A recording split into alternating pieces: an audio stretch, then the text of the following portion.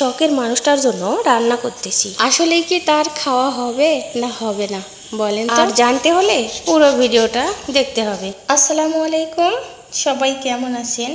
আশা করি সবাই ভালো আছেন, সুস্থ আছেন। তো আমি মুরগির রোস্ট করব।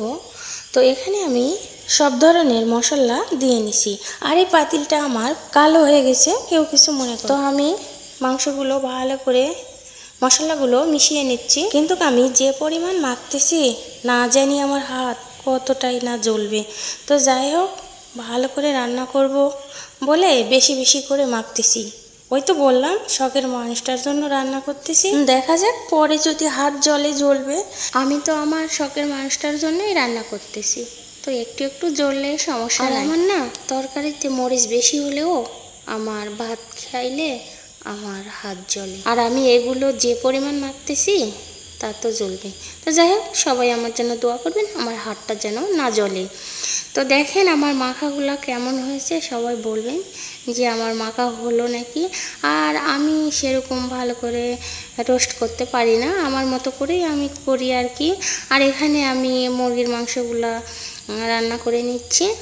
মানে আমি দুই ধরনের মুরগি কিনছি, একটা সোনালি আর একটা ওই যে কি জানি বলে পাকিস্তানিগুলো। আর এই যে বললাম হাত জ্বলার কথা, একটু একটু জ্বললে সমস্যা নাই, যেহেতু শখের মানুষটা খাবে, তাই না? তো আমার মুরগির মাংস হয়ে গেছে, তো আমি এখন রোস্টগুলো উঠিয়ে দিব। তো এই লাল শাকগুলো আপনাদের দেখাচ্ছি, সেটা হলো ওই তো আমাদের জমির লাল শাক আর কি। তো শখের মানুষটার জন্য লাল শাকও একটু ভেজে নিচ্ছি। তো আমার রান্না প্রায় শেষের পথে, এই রোস্টটা হলেই হয়ে যাবে। তো এর মধ্যে আমার একটা ফোন আসলো, তো ফোনে বলতেছে যে আমার শখের মানুষটা আসবে না।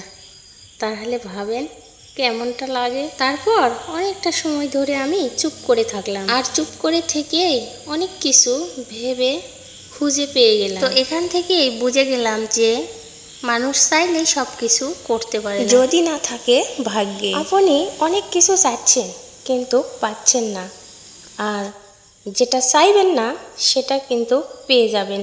এটা মহা আল্লাহ পাকের ইচ্ছে, তাই সব কিছু ভাগ্যের উপর ছেড়ে দেওয়াই ভালো। আমার জীবনে আমি অনেক কিছু হারিয়েছি, আবার না চাইতেই পেয়ে গেছি অনেক কিছু।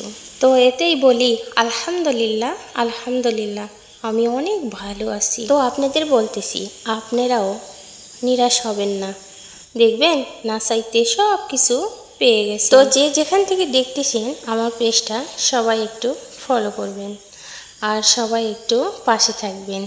আপনাদের জন্য আমার মন থেকে দোয়া রইল।